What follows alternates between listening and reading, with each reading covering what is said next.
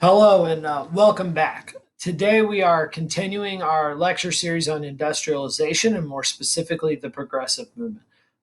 We're going to cover Upton Sinclair, the progressive novelist. We're going to talk about the progressive legacy of the 16th, 17th, 18th, and 19th Amendments, and kind of talk about some successes and failures of the progressive movement in general.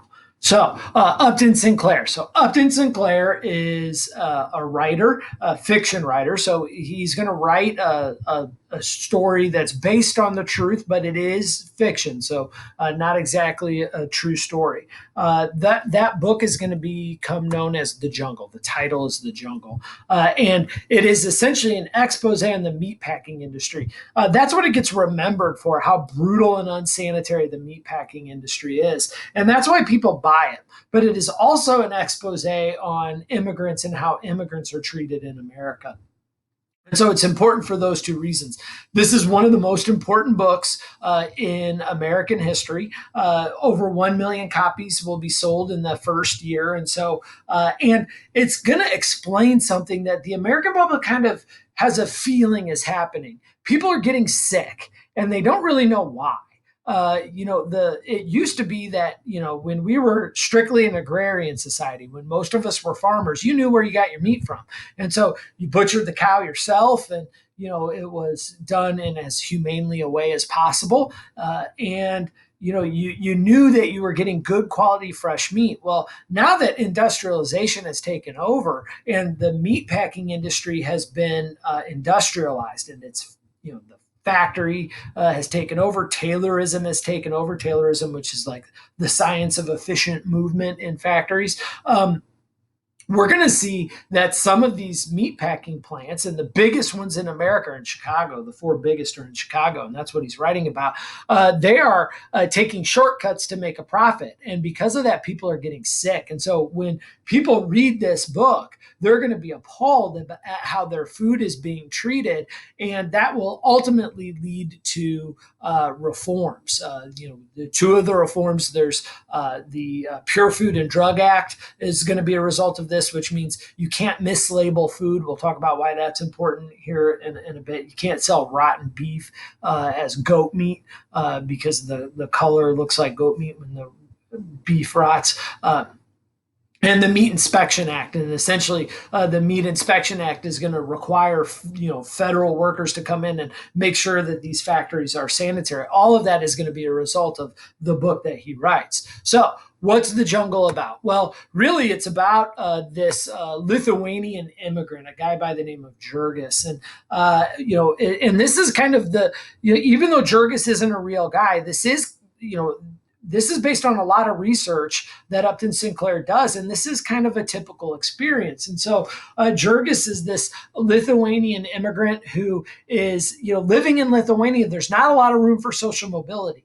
He's on the bottom rung of society. He owns, some stuff. He has a decent kind of job. He's strong and young, but there's no social mobility. He's going to be poor his whole life. He's saved up a little bit of money, and but there's no room left. He can't go buy land, or Europe. There's just not a lot of room for growth, and so he's seeing advertisements that the meatpacking plant that they're actually putting out in Europe, and they're saying, look at how much money we pay per hour. And for a Lithuanian, he's like, oh my God, that amount of money, that's unheard of amount of money for a guy like Jurgis. And so he decides to essentially sell everything he owns, buy tickets for his family to, sail across the ocean and head to America to get a job in the meatpacking industry. Now, what they don't tell you in that advertisement is, yes, the meatpacking industry is paying way more money than Jurgis could ever imagine. But the cost of living is so much higher that it's really not as much of it's not as profitable as Jurgis originally thinks it's going to be. And so he shows up in America and gets off the boat in New York. And as soon as he gets off the boat in New York, what happens is he's taken advantage of. He doesn't really speak the language. He doesn't understand the rules. And what happens is somebody says that for a small fee, they'll help get him and his stuff to Chicago. They take his money and they run off. And so he loses. He doesn't lose all his money, but he loses a good portion of it. Realizes that he's got to be a little bit more skeptical, and eventually finds his way to Chicago. Now he's young and he's strong, and so while he's in Chicago, the way it works is they don't hire you the way you would get hired today at one of these businesses. Like right now, if you get hired for a job, you have that job until you either retire or they fire you for cause. But that's not how it works in the meatpacking industry. What happens in the meatpacking industry is every morning the manager walks out to the front gate and all the people who want to work that day line up, and the manager just picks out the ones that look like they're the strongest. And so, and you get work for that day. And if you work real hard, that manager might remember you and hire you again tomorrow, but it's a day by day basis, which means that gives the manager all the power, right? Because he can say no breaks. He can say, got to work faster, even if it's backbreaking work, which it will be. He can say that, and if you don't do it, you won't get hired back the next day. And so, long-term employment is certainly important, and they don't have that. Well, Jurgis, when he first gets the job, because he's young and strong, he's able to keep up with this backbreaking pace. So he's going to get hired, multiple times, and so things are looking good.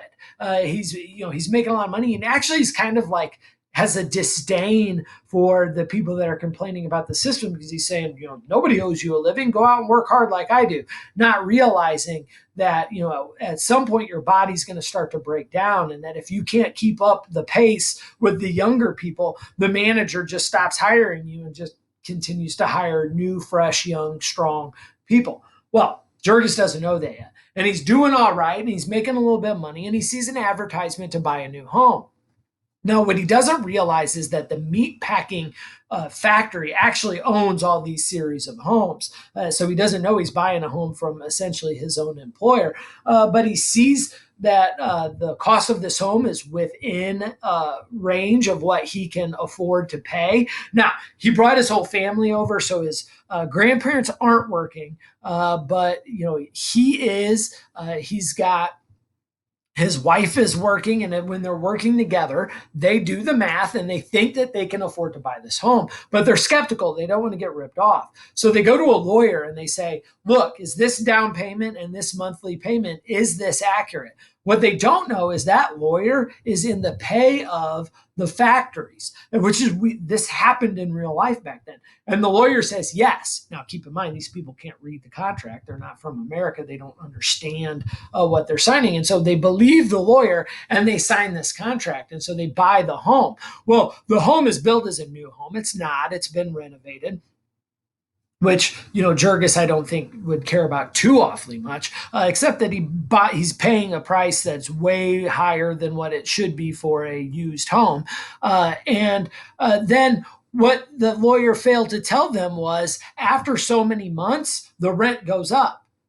And then after so many more months, it goes up again. And then after so many more months, it goes up again. And if you don't make your payments on time, they repossess the house completely. They take all of your equity in the house, meaning the amount of the house you own. Every time you make a payment, you own a percentage of your house. But if you miss a payment, they take all that equity from you and your down payment. And so you lose everything. And so all of a sudden now Jurgis is in a terrible situation.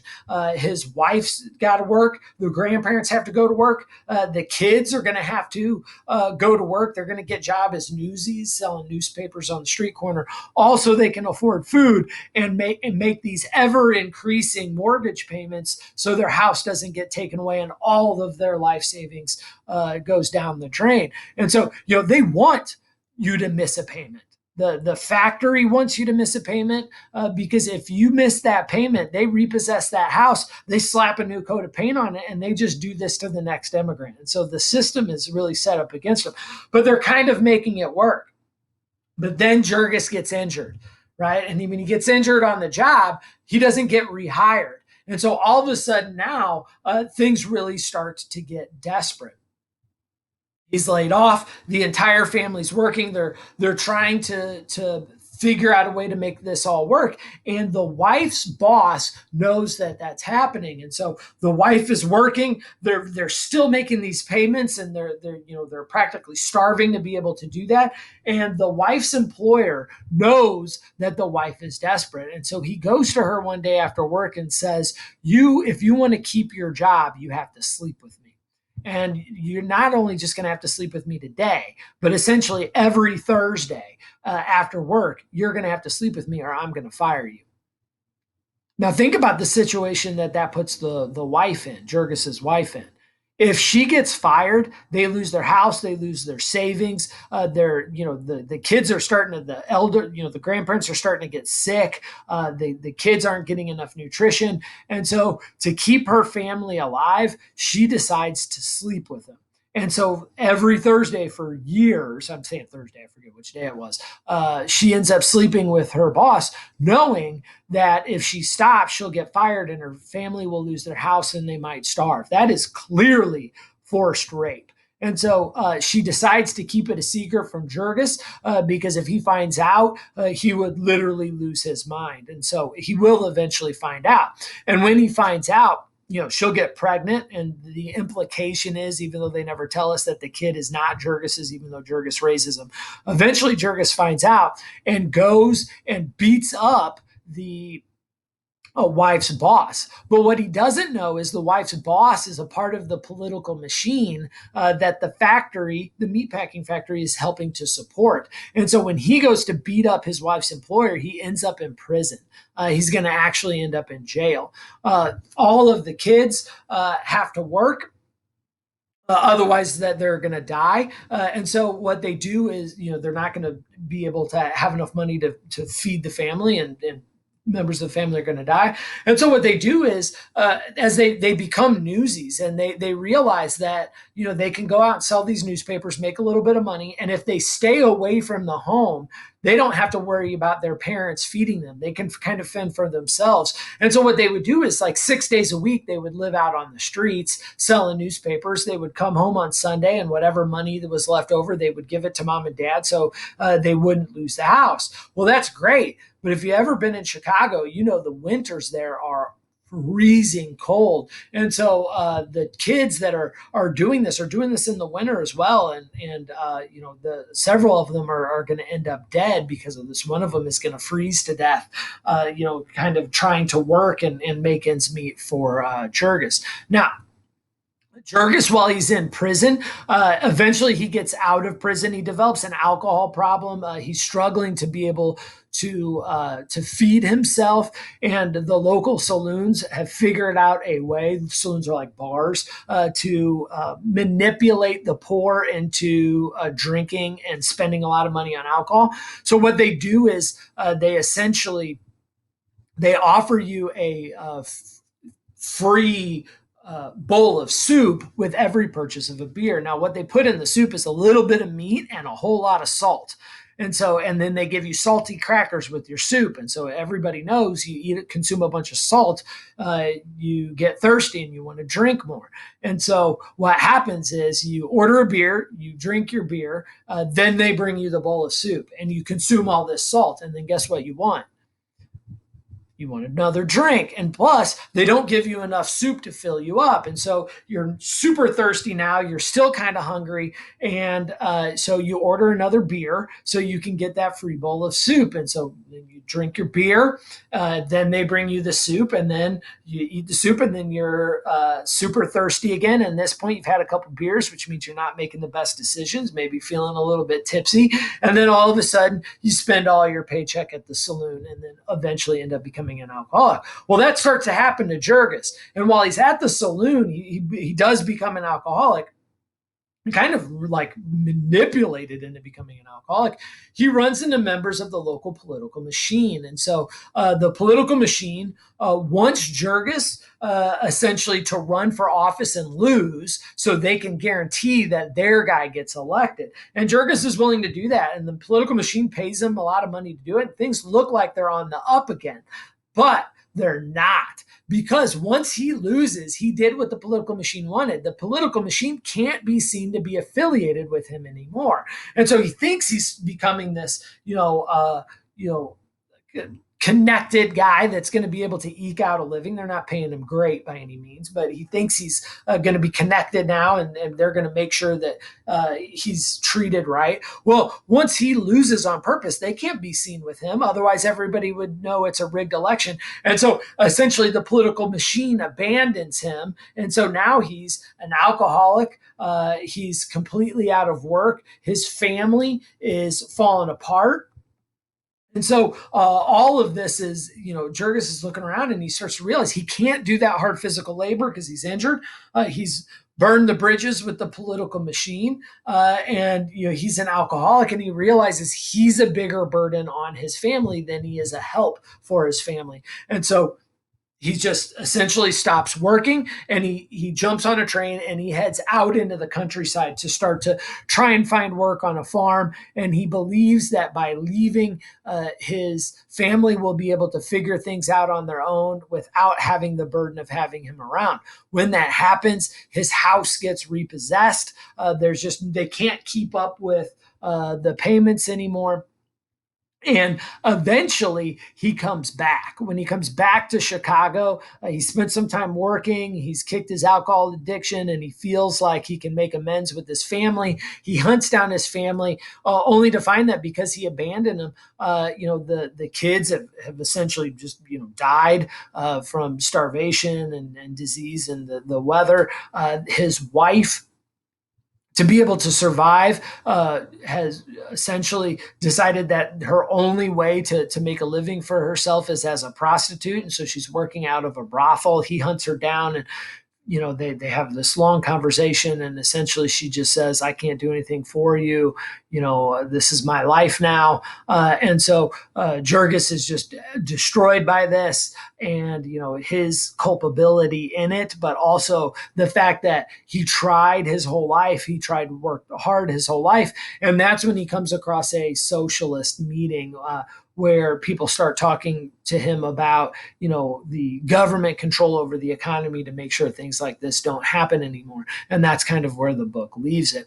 And so it is kind of the story of immigration. Now it's, this is an extreme version of it. This is not what most immigrants actually encountered, but it is what some immigrants actually encountered. And so, this brings to light some of the issues that we have to deal with as a society to make sure that these kind of things don't happen. Now, most immigrant families are going to be able to, even though it's a very hard life, they're able to save up a little bit of money over time, and within a generation or two are able to escape this kind of poverty. But the jungle really points out that it really shouldn't be this difficult, that we should do something to make this a little bit easier.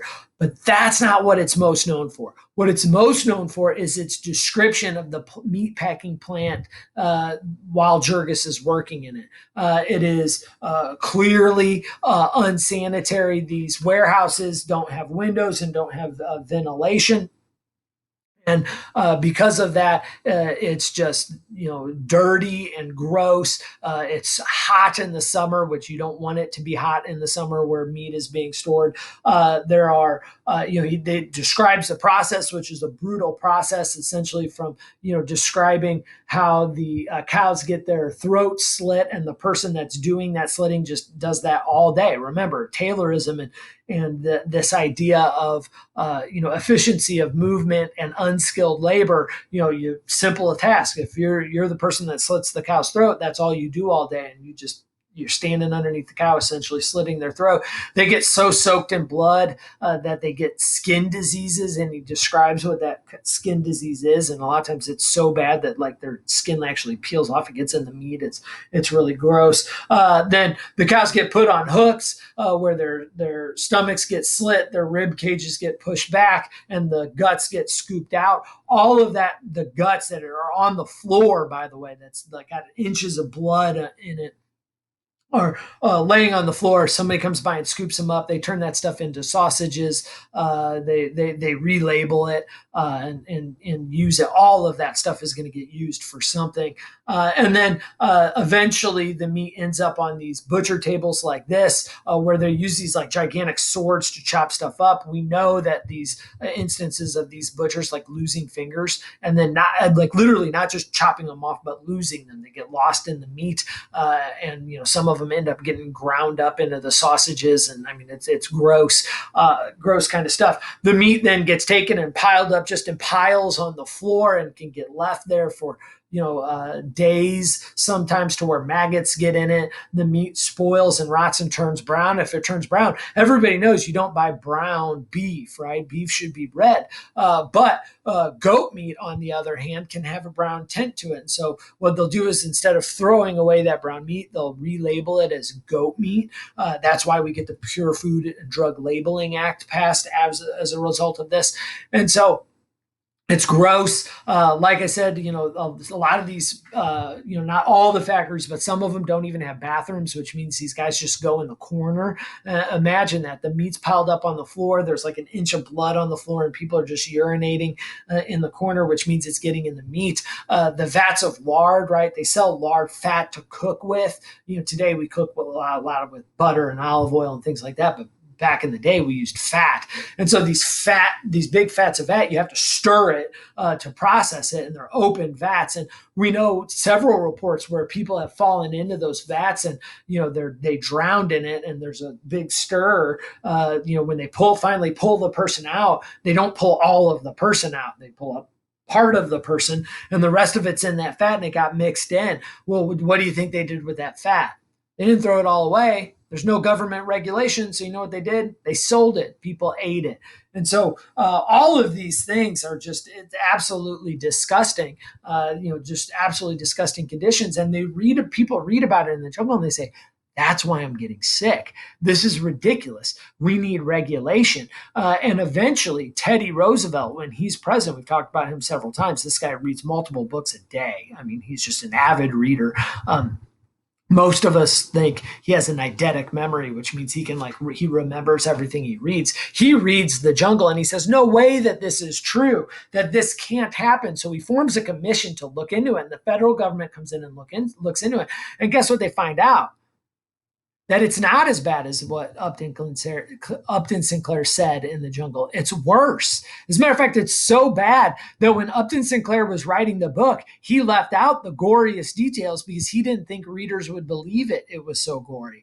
And so the commission finds out that it's not only bad, it's worse. And so because of that, during the Roosevelt administration, we get the Pure Food and Drug Act, which means no more mislabeling food, and the Meat Inspection Act, which says we got to have federal workers in here to double check and make sure that these conditions get cleaned up. And so our food will become safer because of the progressives and because of Teddy Roosevelt.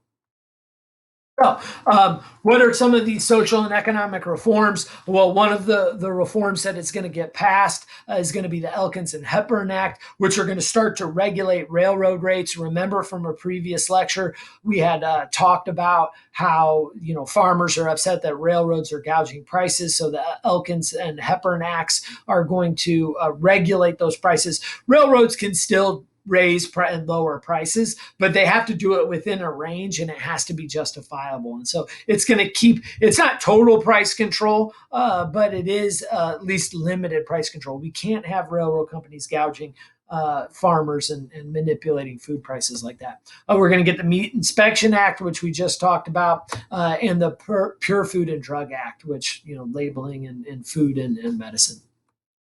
We're also going to see a progressive legacy with a series of constitutional amendments. The first is going to be the 16th Amendment, which is the income tax. Prior to the 16th Amendment, most of our taxes were on imports, right? On tariffs. Well, if the government is going to put federal workers in meat inspection plants, if they're going to regulate businesses and safety conditions, that means they have to hire people to do that. And so government has to grow exponentially to be able to do these things. That's very expensive. So, how are we going to pay for it? Well, we need a tax. So what they decide to do is we pass the 16th Amendment, which is the income tax. And so this income tax is a progressive tax, which means the rich pay more. And so the idea is the wealthy have benefited the most from capitalism, and so they should be the ones that pay to have this form of capitalism regulated. We are no longer living in laissez-faire capitalist system. We are now living in a regulated capitalist system. That regulation costs money. And so what they do is originally when the 16th Amendment got passed, only the very wealthy paid, only the wealthy paid it. And it was like 2%, right? I mean, it was very, very low. Now, over time, that's changed. And so now, the wealthy, the top 1%, pay about 50% of the taxes, total taxes paid in America. The top 10% pays about 80% of the total taxes paid in America. But guys like me that are middle class, we pay about 20% of our paychecks, 25% of our paychecks goes to the government so they can pay for the regulations that help kind of correct the laissez-faire capitalist system. And so that's considered progressive because the more money you make, the more you pay. The bottom 50% of Americans today, so the bottom half of wage earners, they don't pay any federal income tax. Right? It gets taken out of their paycheck, but come tax season, they get all that money back. Because the reality is, it's those people aren't benefiting as much from the business climate, and so we're not going to make them pay to help regulate the business climate, and so we're going to let them keep their money and then provide other social services to them to kind of make sure that the economic playing field is more fair.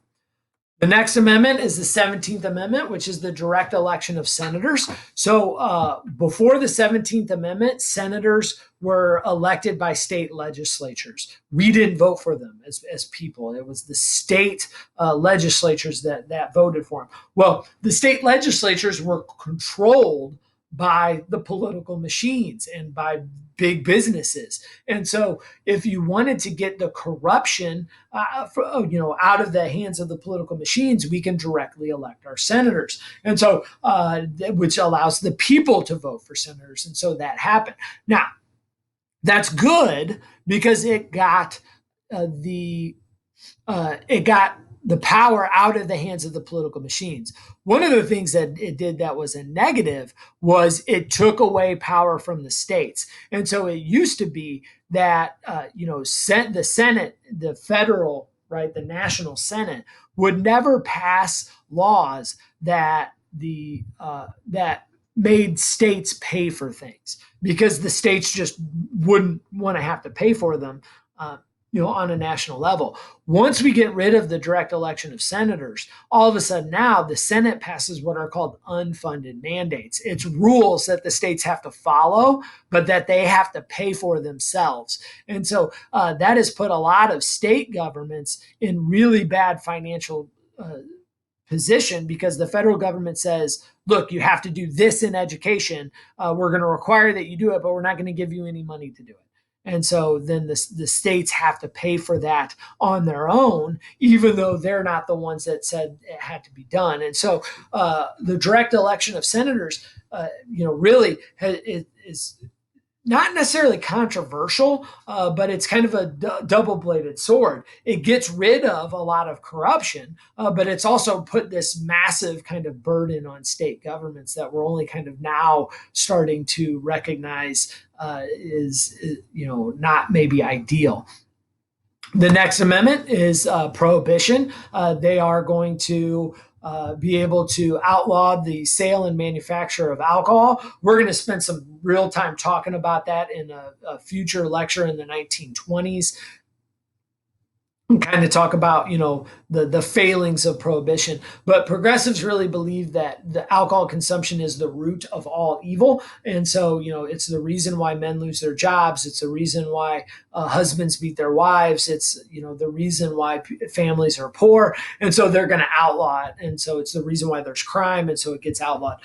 In reality, all of those things are very complicated. Alcohol is not the reason why husbands beat their wives, although it can make a violent man more violent. It's not responsible for all crime. And when we, pass prohibition, what we see is crime rates actually go up because the average person wants to still drink. And now instead of being able to buy it from, a legal store owner, they have to buy it from the mafia, which means that the mafia makes more money. As they make more money, they get more violent and competition for more business. And so it kind of backfires. And eventually will be the only amendment to be repealed. It will be repealed by the 21st Amendment. And then women's suffrage in 1920, which we already kind of talked about in a previous lecture, and we will hit again in a future lecture in the 1920s. So those amendments are the direct legacy of the progressive movement.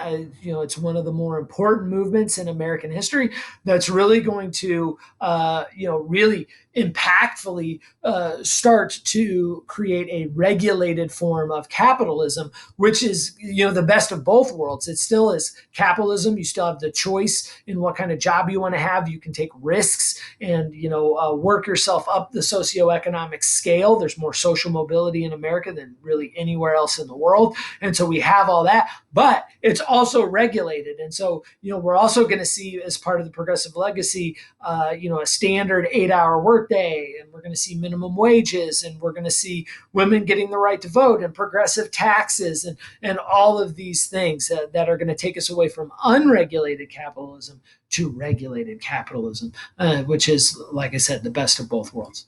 Okay, that concludes today's lecture. I appreciate your time, and I will see you again shortly.